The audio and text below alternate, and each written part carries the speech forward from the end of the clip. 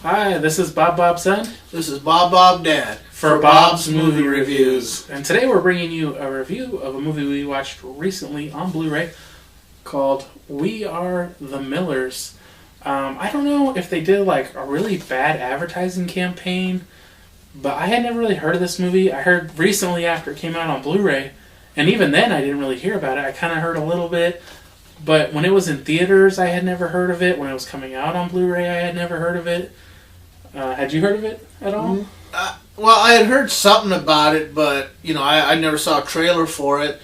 We just happened to see a trailer on another movie, and we go, wow, that looks pretty good. Yeah. And then when it came out, I went and got it. Yeah, well, it had already been out, so you went out. Right. It's surprising with Jennifer Aniston, that it wouldn't be that well advertised. I'm sure she charges a lot to be in a movie. But anyways, this is the extended cut. So the main character, I'm not sure, Jason Sudeikis, I'm not sure if he's really had a leading role in a movie before, but he's been in lots of stuff. In fact, him and Ed Helms, weren't they in maybe they weren't in that movie together. I don't know what I'm talking about. I don't know. You're just getting off the point. Anyways, let's get to this movie. Anyways, he is a low-quality drug dealer. Low level. High quality. Right. Whatever. But he deals in the small quantities. He's your local marijuana dealer. I don't know what I don't think they call them dime bags anymore because he didn't sell anything for. He said something about dime bags. In the movie, but he basically gets screwed over and he gets robbed of all the money he owes his supplier, and all his own money and all his drugs, and he's screwed. Luckily, he is good friends with his supplier. They go back at least to college. They were friends. So while his friend is mad and threatens to kill him, he's not. It's not like just he's another drug dealer. They're friends. So he's kind of got a little bit of a safety net there. But since he obviously can't pay back the $50,000 or $60,000 or $40,000 or whatever he owed, the guy wants him to go to Mexico and get him another drug shipment. It's called a smidge and a half. A smidge and a half of marijuana he wants him to smuggle back from Mexico.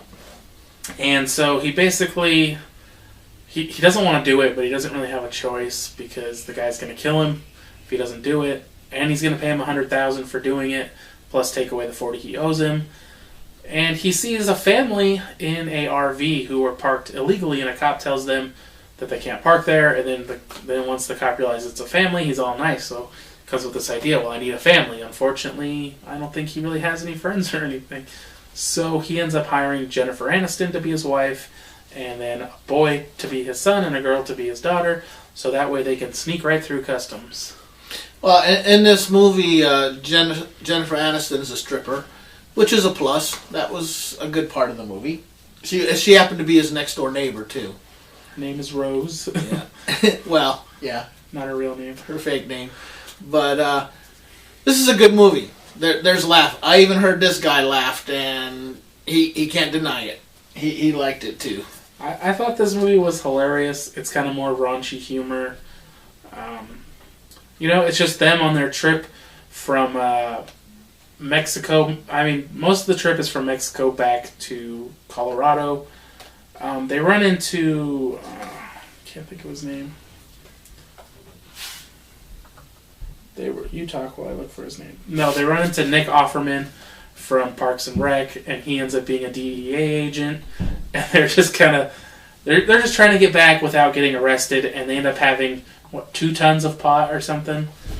Yeah, it was insane. They had this huge RV, one of these big RVs, and it was more like a bus. And every cabinet space was refrigerator filled up with marijuana. It was crazy. He goes, I thought I was just getting a smidge and a half.